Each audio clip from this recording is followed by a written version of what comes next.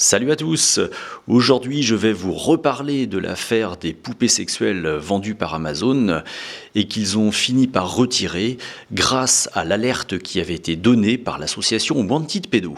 En effet, celle-ci avait publié le 14 août cet article sur son site, juste avant que les médias se saisissent de l'affaire.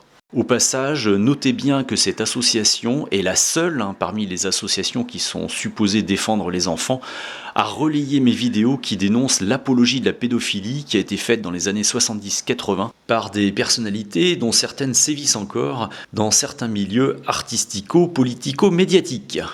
Les images de l'objet sont sans ambiguïté, il s'agit d'un mannequin d'enfant destiné à être baisé par tous les trous.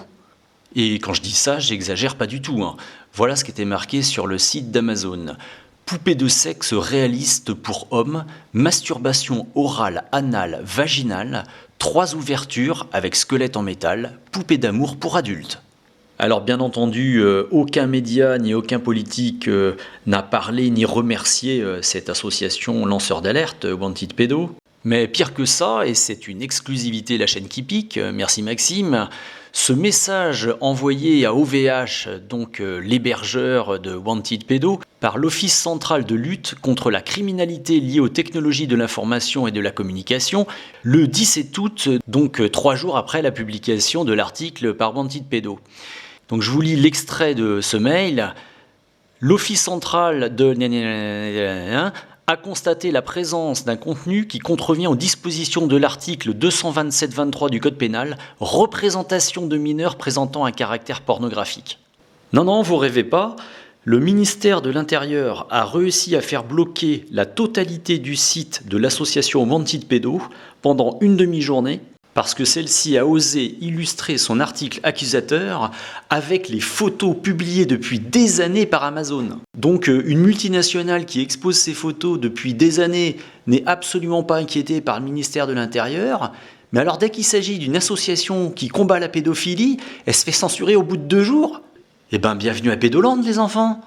Je vais maintenant laisser la parole à Maxime Monteau, le président de l'association, avec lequel je m'entretiens assez régulièrement au téléphone pour échanger des informations.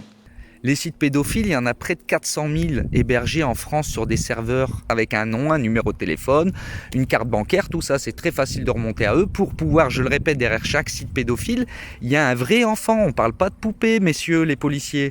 Et là, où sont les services de police pour réagir comme ça à la vitesse de l'éclair? Dès qu'on parle de vrais enfants, d'enfants qui sont soit rendus chez leur père, pédo-incestueurs, soit violés dans des réseaux ou des sectes, soit violés sur Internet, sur ces sites, là ça intéresse plus personne. Là tout le monde fait du remue-ménage pour des poupées, alors c'est bien, parfait, on a réussi à faire enlever ces poupées, parfait. Maintenant qu'est-ce qu'on fait pour les sites et les réseaux pédophiles, messieurs dames? Et d'ailleurs je lance ce message à monsieur Taquet, si vous arrivez à faire l'impossible et faire fermer le site legarçon.net qui parle, je le rappelle, de vente d'enfants, monsieur Taquet, on ne parle pas de vente de poupées sur Amazon.